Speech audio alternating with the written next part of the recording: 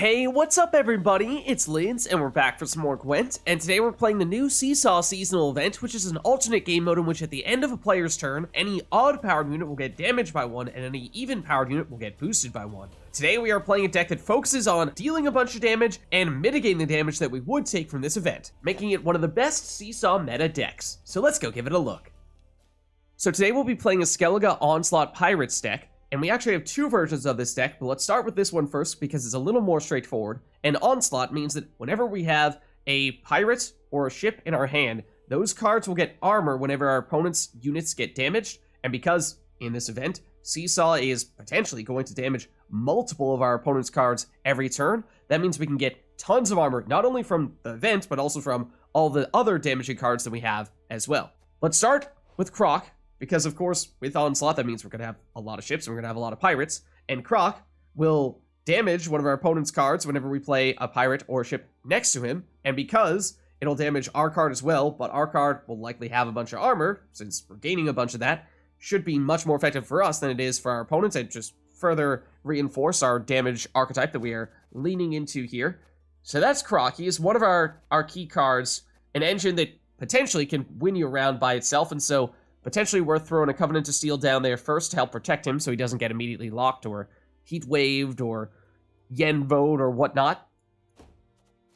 Then we also, to prevent our opponent from getting boosted, can throw down a Dire Bear because there are basically two ways you can go about in this event. One is prioritize the damage, which is what we're doing. One is to use Seesaw to help boost yourself more often, and that's very common, and so having a card like Dire Bear to completely shut that down, at least for one row, is really nice. So that can also help win you around. Then we also, in terms of other damage, let's look at our other pirates here. We have the cards that you might want to play next to Crach. I mean, the Longship you want to play early for the damage, yes, but if you do get some armor on it, or maybe your opponent's weakest card is not that strong, so you'll at least make sure even if you do play this next to Crach, it'll still survive. Or, you know, if you don't have Crach, just play it early for more damage. Then once we have at least one ship down there, play the Dimun Smuggler next to it, and that gives you more pirates and more damage. The Dimun Light Longship, more damage, and really nice because since it starts on an automatic power, that would mean that usually Seesaw would damage it at the end of our turn, but since it has a Zeal Order ability, you basically use that ability immediately, drop it down to 4 power, and then suddenly it's going to get boosted by Seesaw at the end of your turn, and you can use that ability every turn and not actually have to worry about taking damage, because Seesaw will just heal it back every time. Or you play it later in the round, you have armor, and that's not really a problem anyway. Then we have the Tuirseach Invader, which is a card we'd actually, I mean, you can play it early, although it might be a card you'd like to discard, because this will likely be our highest power bronze pirate in our graveyard in that case, which means that when we have the Dimun Warship, this is another card that is particularly great to play next to Crach, because not a ton of damage, but it will have some armor if we play it a little bit later into the round, and so it will trade damage with one of our opponent's cards quite a bit, and then once it eventually does get destroyed, we'll play the strongest bronze pirate from our graveyard, and that's where having the Tuirseach Invader in our graveyard, especially in round 3, could be a free source of 7 points, so that's really useful. Then we also have the Dimun Corsair, which, because we will have a fair bit of armor, is a way to just generate some points out of that. Then, outside of that, speaking of armor and speaking of damage, Terror of the Seas is a card we'd like to have in our hand very early, because it needs to be in our hand to gain that armor from Onslaught, and then you deliberately don't play it in round 1, wait to play it at the very end of the match where it will have the maximum amount of armor, and then you break it out and you play it, and you should have enough damage to remove basically whatever unit your opponent has, no matter how highly boosted it is. So that's our key removal card. However, if you're at the end of the match and your opponent does not have a highly boosted card for you to go after, then alternatively, you can convert the armor on that Terror of the Seas or any of your highly armored cards using either Vlodimir von Everec to switch its power with its armor, assuming that it has way more armor than it has power, or, similarly, Iris Shade to just boost Iris based on how much armor that card had. So again, this is a way to either turn Terror of the Seas into a damage dealing card, into a boosting card, or if you have other highly armored cards at the end of the match and you don't have a way to benefit from that armor all that much, it's a way to turn that armor into points. Speaking of points, with all of our damage, we'll boost up Dagur as well. This is another card that you could protect with your Covenant of Steel. And then the other thing that we have is, oh, almost forgot, Holger. Play him early in the round. He's a pirate, so he synergizes with Crach, although you might not want to play him in right next to Crach and deal damage to him, because he's also an engine. Basically a Crach alternative in case you don't have Crach in your hand, or play Crach one round, play Holger the other. He just gives you either extra damage or extra boost whenever you play a ship or a pirate. Then outside of that, we have a little bit of discard with the new Bjorn card, and so tons of damage. Yes, he's basically also sort of like an alternative to Crach, where you don't need to play him next to Crach, you just play him in general, and he will deal damage to himself and deal damage to your opponents, and then, assuming that he survives, which, because he's a pirate, so he'll get a lot of armor from Onslaught, he's probably going to survive, then if your opponent has at least 2 damage cards, you can discard one of your cards in your hand and put Bjorn back into your hand and play him again. So that's a useful thing to have, and that's the way in which we could potentially end up discarding the Tuirseach Invader if you just want to have a relatively high base power bronze pirate in your graveyard. Then another potential discard target is, of course, Morkvarg. He is technically still a pirate, so if you just want to have another card to play next to Crach, you could put him next to Crach, and if he gets destroyed from that damage, then he'll still get summoned back out onto the board, so that's not bad. Or if you're at the end of the match, and as I was saying before, you just have a very heavily armored card like Morkvarg because he's a pirate, you can use Iris Shade or Vlodimir to convert that armor into points, and that's your backup plan. So that works as well. And then, other than that, we just have a few special cards, assuming that our opponent has a lot of damaged units on the board. Champion's Charge is another way to just destroy a unit, no matter how highly boosted it might be. And then, Raiding Fleet, a tutor, to help get some of our ships out. And Offering to the Sea, which will deal a lot of damage to our opponents, which synergizes with basically every other card that we have.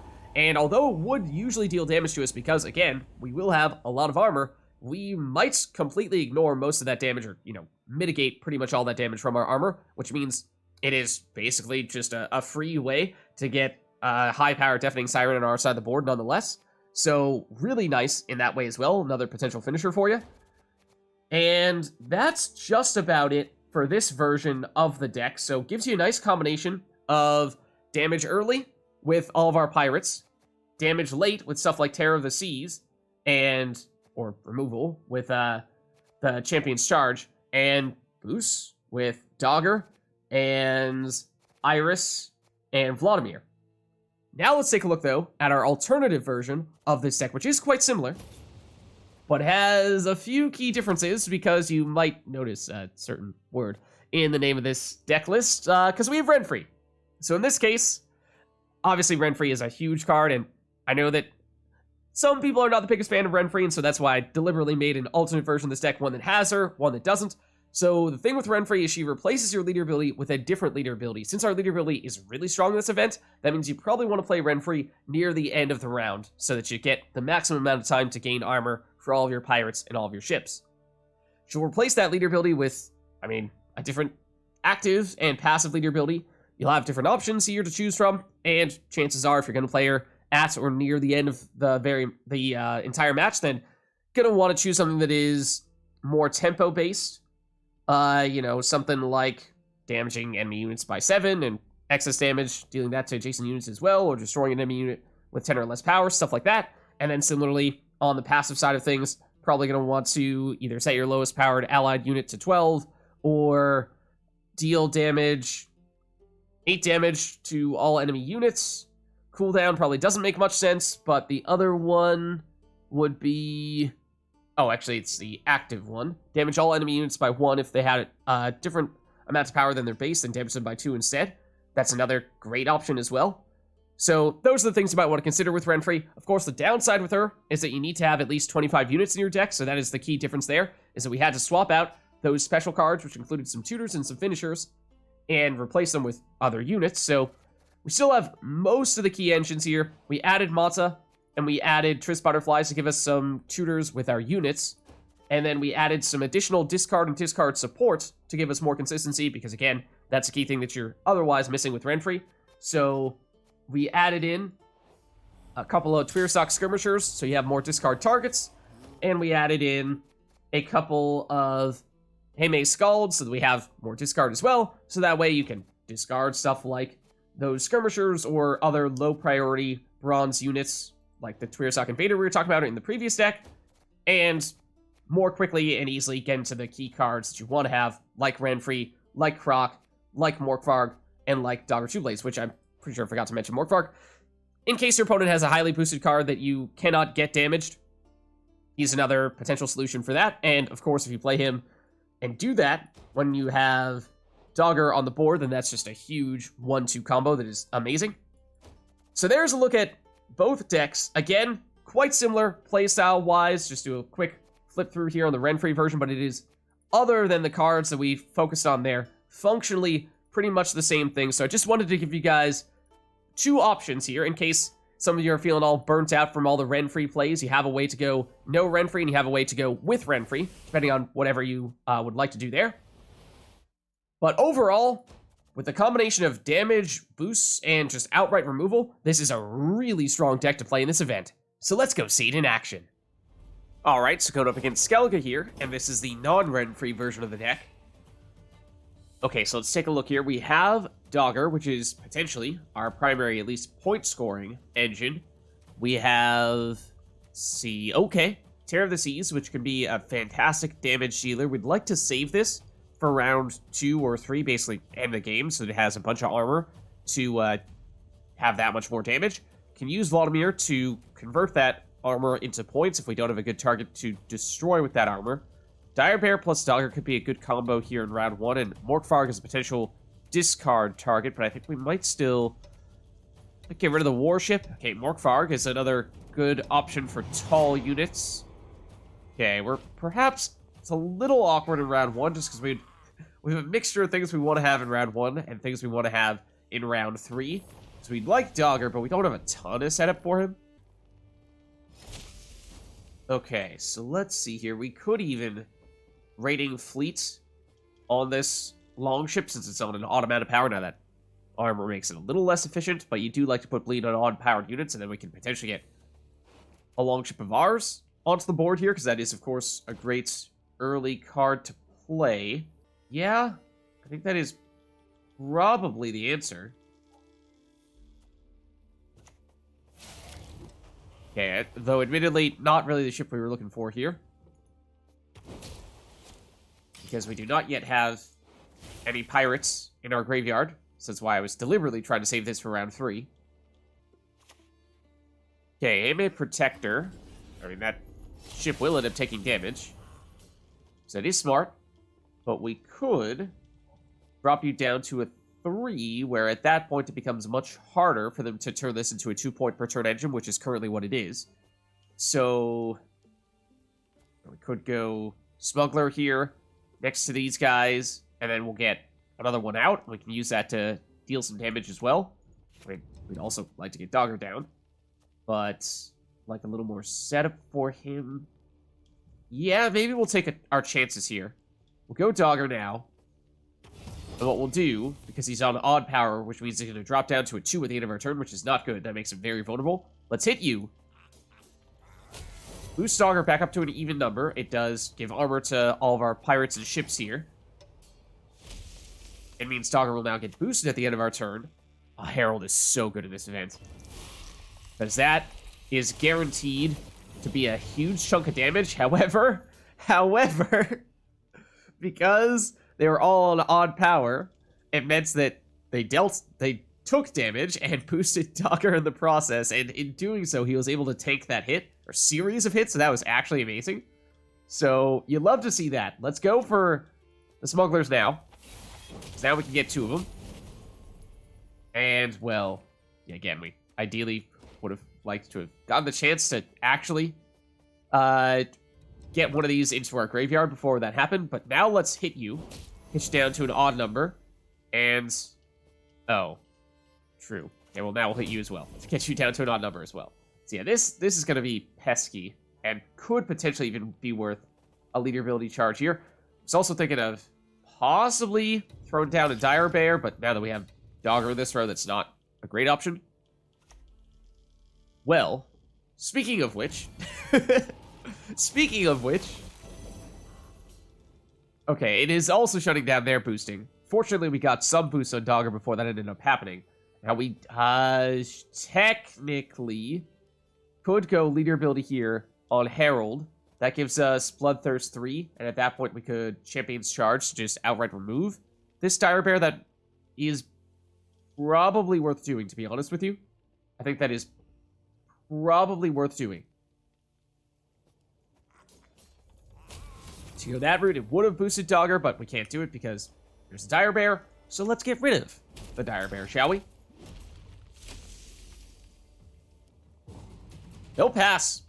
So there you go. Seems as though their win condition was entirely based on that Dire Bear. And so even though they had what was going to be a great counter for Dagur, we found a way to make it work.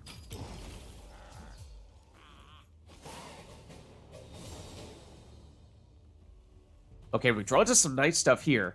Crach was a card I was considering with Royal Decree, so now to get him in hand is great.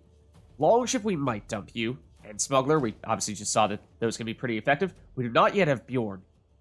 So that could be the preferred target, or even Holger for our Royal Decree, or... Now, we have Vlodimir, yes. If we need to turn armor on one of these guys into actual points, then that's the way to make that happen. I think we still dump you, though.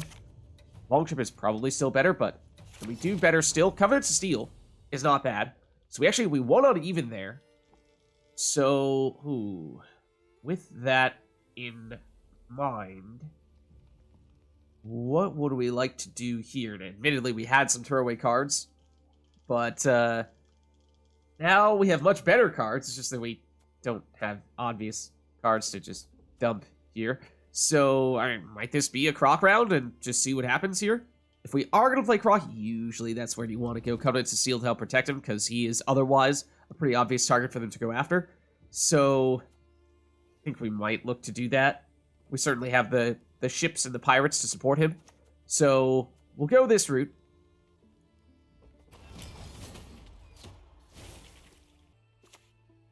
Okay, Caretaker will purify our Covenant to Steel. Alright. Fair enough. But we'll continue to load up on armor here. So, I think it is still Crach. And he does not have sealed. Does he? No. He just gives armor directly, because I was going to say an even-powered Caretaker would be really nice to just poke this one time to get it back on an odd number. It could put a Dire Bear down here and stop them from boosting, but I'd like to save this in case they break out a Dagur of their own. Then again, we do have Morkvarg, which is also a potential Dagur counter. So, I think we'll just... Maybe we'll go melee right now. And let's give the armor to you. And... to you. Trying to prioritize the cards that we're likely to play toward the end, and especially Terror of the Seas. Because the more armor this gets, the stronger it becomes, whereas we might be about to play you and not as concerned about the armor here. Then again, of course, it does help when we're talking about... Ooh, okay. Can we deal with you? With Dire Bear, yes. But it'd have to be in this row. So it's also you're not a pirate, so you weren't going to combine with Crach anyway. But... technically, Terror of the Seas, even that doesn't quite have enough. At least not yet. Royal Decree, can we find an answer there? Could steal your armor with Irish Shade, which might be what you're planning to do. But, I think this might be Dire Bear situation because we still have Morkvarg in case they do break out something like a Dagur of their own. So we'll go here. We actually don't really want to use this order right now because that would boost you and you're on an odd number, so we don't really want to get you onto an even number. That's counterproductive.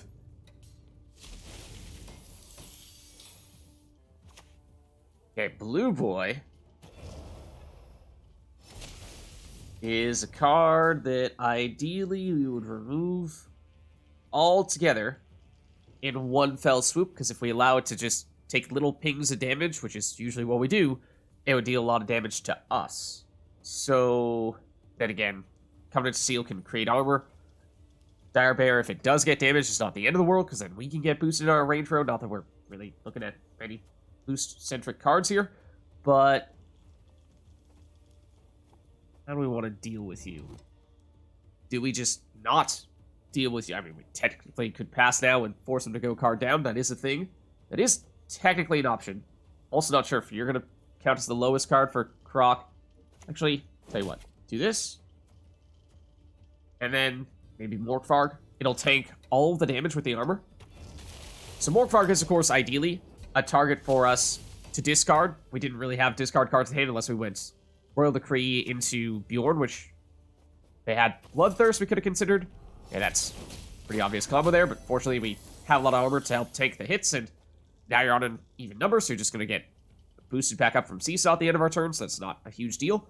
So now they have a 10-point deficit here, which does mean it might be an even better time for us to pass. They could throw a bunch of leader ability charges at Blue Boy, and maybe that's sufficient. But we could also go, what?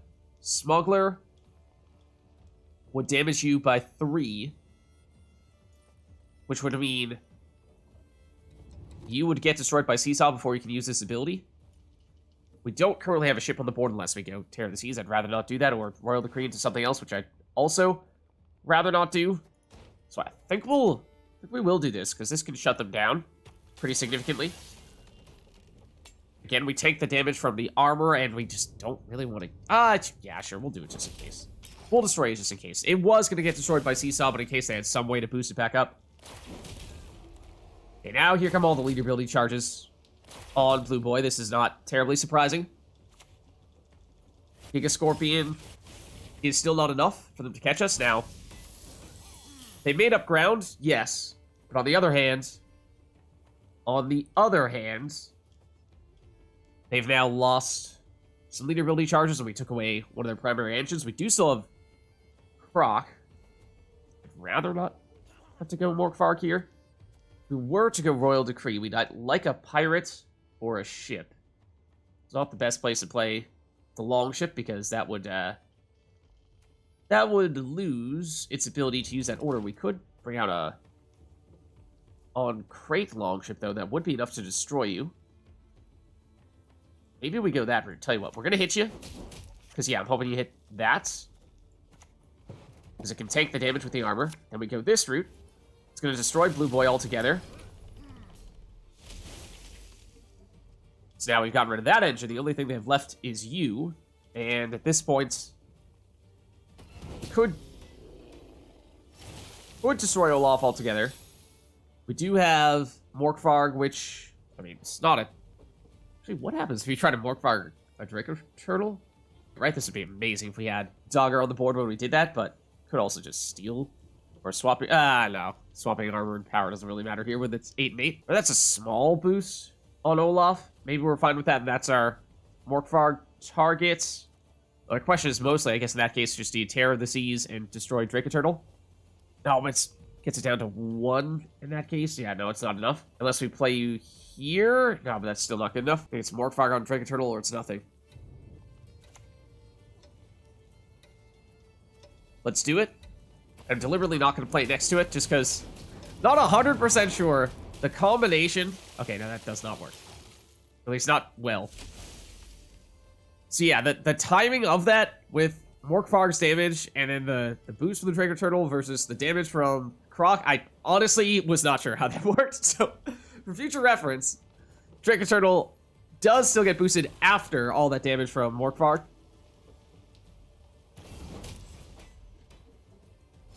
We can still destroy you, and you will not have any armor gaining abilities anymore. So we could destroy you with Tear of the Seas, and finish with Vlodimir to switch armor and power on Morkvarg. I think that might still be the play here. I think we're still okay with this. I think this does still work. Now, can we afford to put you next to Crach? But it would also reduce our ability to deal with the Draco Turtle. Draco Turtle is no longer an engine, so it's not really a problem. So maybe we do it anyway. Get rid of one of these guys. Not sure which one it's... Or it's not actually... okay, no, that was a big mistake, unless if we do this, because it's totally not a mistake. It's totally not a mistake, okay? Priorities... I think we still... This is a lot of overkill damage, even if you're going to heal a bit. I think we can still do that. And it's going to be the armor switch. Vlodimir with Morkvarg. As long as they are not about to do that to us. I think this is still fine. Let's see. It's not enough for them. So we could pass here, and we have forced them to go a card down in round 3. Short round 3. But Vlodimir, I mean, his setup is all about using this on a card that has gained a bunch of armor. And we don't have any cards in our hand that have a bunch of armor anymore, and we don't give armor to cards in our deck, so it means Vlodimir, if we don't play him now, is nowhere near as powerful as he would otherwise be, so I think we're just going for it here. I think we're just going for it, and Vlodimir himself is going to get destroyed by Ernachad, but he is still going to get a bunch more points on Morkvarg, so I think that is still worth it. Doesn't really matter where we play you. Let's do that. Okay, so that means they have to get a bunch of points here. They have a little bit of healing, yes. They have their last leader ability charge they can use on Ernachad because he has some... Oh, I guess you can do that too. Just heal it off. Is it enough on Sucrus? No, it is not. So there you have it. We go for the 2-0 push and succeed. Alright, so going up against Nilfgaard here. And they'll go first. Okay, so let's see. We have a couple of Dimun Warships, which are not bad cards for round 3 when we have some pirates in our graveyard, but that's not going to be the case. At least it's unlikely to be the case in round 1, so let's dump probably both of them, to be honest. We have Dagur, which is a great engine force, which can combine well with Morkvarg if they have a tall card. Tear the Seas we'd like to keep in hand, ideally, and just have this build up as much armor as possible and use that as a round 3 finisher for either a bunch of damage or combine that with Iris Shade for a ton of boosts. Okay, so I'm thinking we might go and throw down Holger as well in round 1. Okay. Decent boost there on the Alchemist. But let's go... I think we still go Holger here. And because we have... let's see, is there a specific row we're going to want to play you in? I guess it doesn't matter too much.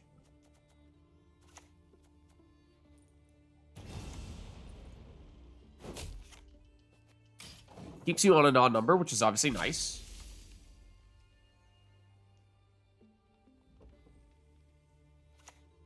Okay, Cantarella. Uh-oh, we have some big cards in deck. That is one of them.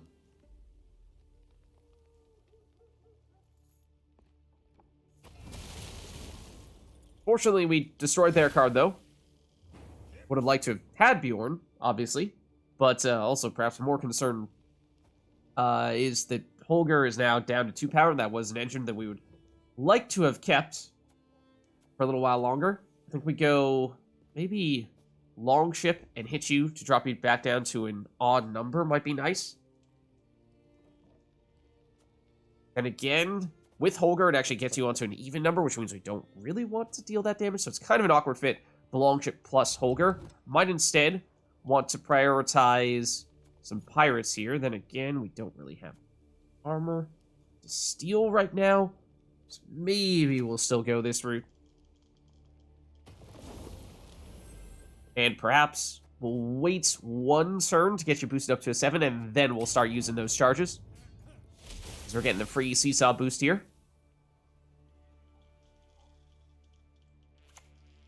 Okay, now they're going to lock it. Which is actually kind of okay. Because just the fact that we now have a ship out here at all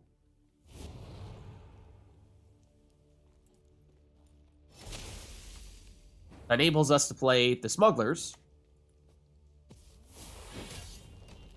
Deal a little bit of damage. You're on an even number, so we'd like to change that. And you're on an odd number. We'd like to keep it that way, so ideally we're waiting to use this charge. I mean, they might lock you, but... Okay, if they want to lock a 1 damage order ability, then sure, we'll let them do it. Okay, bribery. Into Matta. Does give us another ship here.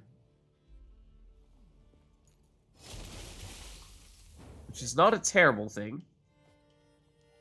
So now let's go... Still don't have much in the way of armor here. You have an even amount of power. So I'm eyeing you and thinking that's going to be our smuggler target, unless we're about to play a pirate, in which case we should wait and see what we get. But could drop Dagur down. We know they've used at least some control already. If we're anticipating that we're going to want... I mean, you are still pretty highly boosted. So, I mean, it's probably overkill on Morkvarg, yes. But if we're saving Iris plus Terror of the Seas for round 3, then maybe that's... we're okay making that kind of commitment here.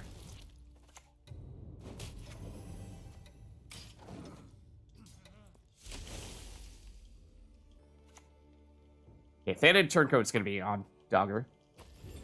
So they presumably have a way to create a copy of him. Terror of the Seas with 2 armor is not a huge factor. They should go after Holger if they would like. Now that's a wasted opportunity because now this is much weaker and Holger is now out of removal range. So, and they should have done something to deal with Dagur immediately. Now he's going to be much harder for them to stop. So, at this point, maybe we can go Warship, but it's not going to be all that effective. Do we have anything pirate-wise in our graveyard? No, but these smugglers could end up getting there in the not-so-distant future. Yeah, our somewhat of a lack of pirates in our starting hands just meant that we did not have much in the way of armor to work with here, which is what has made it hard to play the Corsairs. Also, their units that they've played have, for the most part, been quite boosted. So they haven't counted as being damaged. They haven't got a lot of armor that way either. I guess we'll still do this. We don't have anything to remove the armor of. But it does give us a little bit more damage, because it is a pirate, and we still have Holger on the board. Okay, that's actually counterproductive, because Dagur was going to get damaged at the end of our turn anyway. Now, this is probably Dagur control, or Dagur copy creating.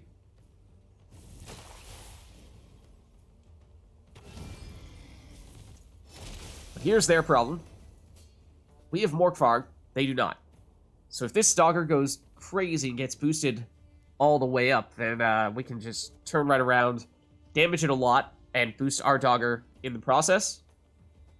So we're kind of okay with that. Also, we've, at this point, removed all the armor from Terror of the Seas, so that's no longer a threat. So you don't have any armor to remove. We could have you exchange armor with this Corsair, which is something. That might even be the play here. Again, ideally, we'd have more heavily armored targets. We're going to save Terror of the Seas, though, still. And Irish Shade. Morkvarg has a little bit of armor, but we'd, of course, prefer to discard him. He's a last resort if absolutely necessary. So now let's do this. And I'm not going to use that order ability, because you're on an even number. We'd like to keep it that way. Granted, you're going to lose your armor from Seesaw anyway, so... Alright, again, unfortunate timing on those, which just didn't quite work out for us. We are still in the lead here by 10 points. Despite them having played one more card than us. Now, granted, we have 1, 2, 3, 4, 5, 6 cards on an odd amount of power, which means this Dagur is going to get boosted by 6 at the end of their next turn. Or, at the start of our turn. At the end of our turn, this is going to get boosted by 6. Then they're going to get 7, 8, -1, total of +6, -1, total of +5. They still need to play another card. But that's not even factor. We still need to play something. Yeah. Could Morkvarg you, but I think we'd prefer... I think at this point, we're just going to break out Morkvarg. Deal a damage to Dagur, which I would have said... Oh, and that was worth doing. Or at least now it would be worth doing. Because, okay. Let's see. Even numbers, primarily, yes. If we pass here, we will win round 1. So, a little hard to calculate the damage and the points when you have 2 Daggers on the board, but round 1 was fine. Okay, so we draw into Tuirseach Skirmisher, which would have been a preferred discarding target, but of course they got rid of our Bjorn, which is one of our best discarders, so it's unlikely we'll have the setup for you. So I'm thinking we're probably dropping you, especially because you are not a pirate. Matta would give us Renfri, right? So that's definitely worth it. And we had not previously found a way to get her. We do now have some pirates in our graveyard, so the warship is comparatively better. But it is still... I mean, it does have some armor as well, which is a little bit of setup. We won on even. So... I might go warship plus smuggler here and just see if we can bleed them out a little bit. Either that or we dry pass here and force them to go a card down and give us double last say in round 3, which is also quite tempting. Maybe we just do that, especially because the longer we wait, if they do play some more cards here, some odd-powered cards that'll get damaged by Seesaw, then that means we'll get more armor in the meantime, which is a nice little bonus. Oh, Nero, round 2 as well. For a Sire. Okay, can we see what they're going to get back here? Matta, maybe?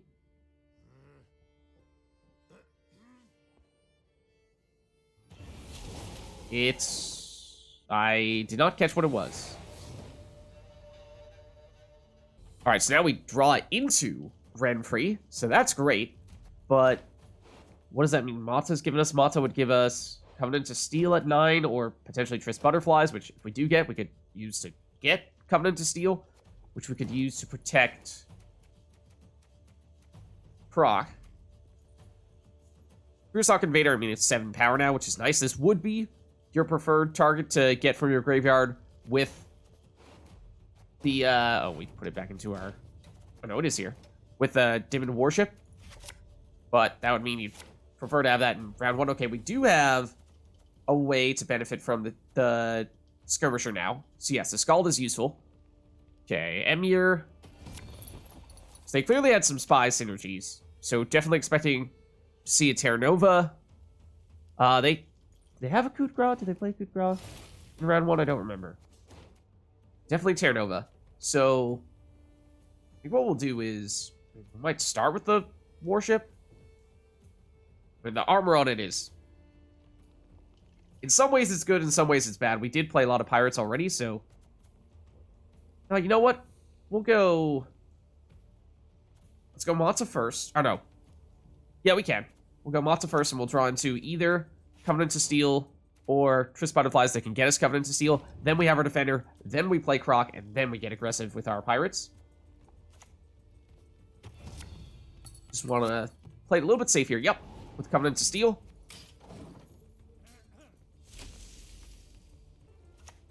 Okay, Anna Henrietta will steal Onslaught from us, which is... I mean, it's a really good ability if you have a bunch of pirates and ships in your hand, but I imagine they do not. So now we break out Covenant to Steel, and we'll go, I guess, melee row? Does it matter much? Hold on. You're going to end up in the melee row. Other than that, it doesn't matter much. Okay, so yeah, let's just go here. So it's going to be Crach. The next question is, do we want to use Onslaught here? I mean, it's not really necessary. Emir is going to get damaged on their next turn.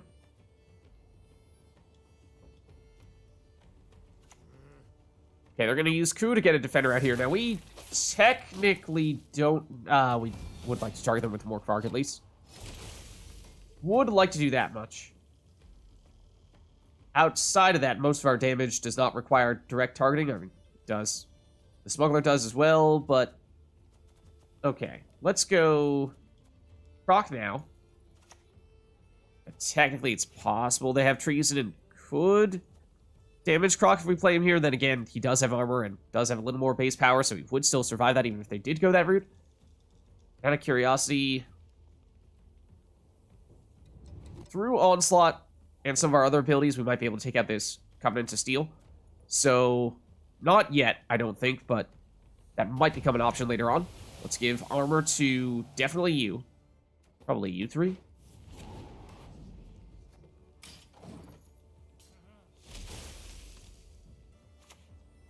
Okay, I was expecting a Cahir. So this is where the melee row defender kind of gave that away. But this is where we go Onslaught, Crach, immediately destroy it, and then we let Cahir do whatever he wants.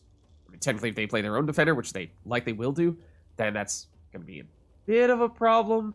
But actually, we could just destroy you altogether if we go... I was going to say, we wait for him to get boosted, then use Morkvarg to get rid of all those boosts, but that gives them time to play a defender here, so I think what we're going to do is we're just going to try to get rid of you immediately, so... Leader ability charges. Plus Crach removes you. And then we go Tear of the Seas.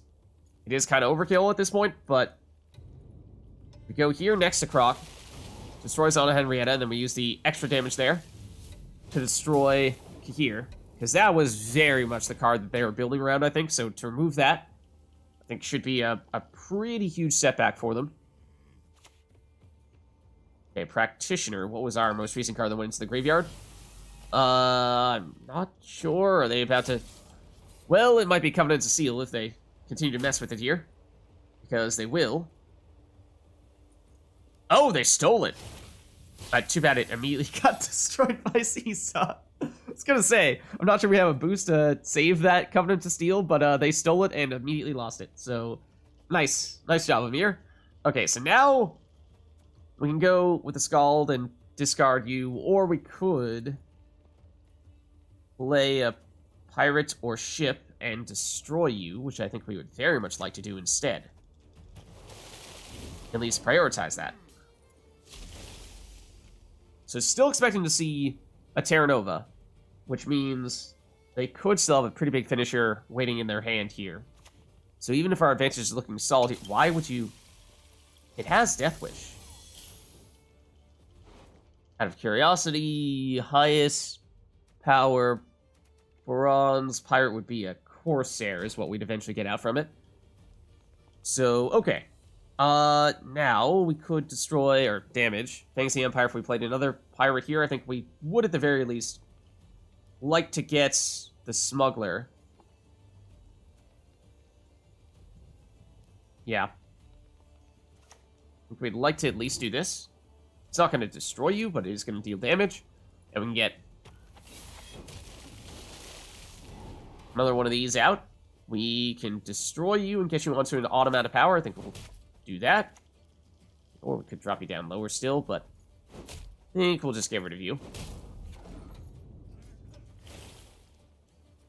Don't think... I mean, with Renfri, we might have found a way to get rid of you. Okay, bribery, who knows? Iris is a little scary. That's going to be pretty highly boosted, yes, but this is largely what Morkvarg is here for. Now, if you Irised Morkvarg, that'd be a problem. We'd still have our Iris we can use on that huge armor on Morkvarg. They don't think they can make it work. They forfeit, so we'll take the win. Renfri not necessary. So there's the look at a Skellige Pirates deck for the new Seesaw seasonal event. If you liked the video, then make sure to hit the like and subscribe button and leave a comment down below. Let me know which other cards, archetypes, and factions you'd like us to experiment with next. Thank you all for watching, and I'll catch you next time.